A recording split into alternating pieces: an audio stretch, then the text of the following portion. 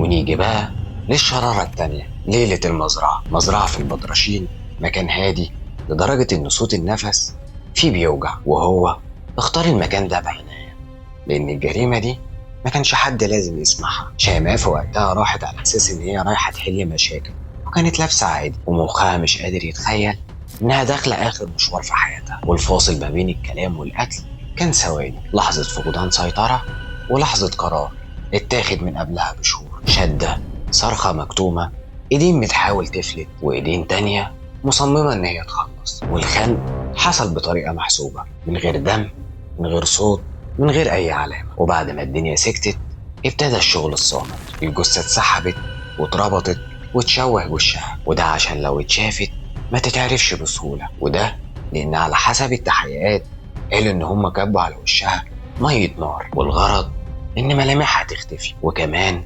تختفي معاها الجريمة.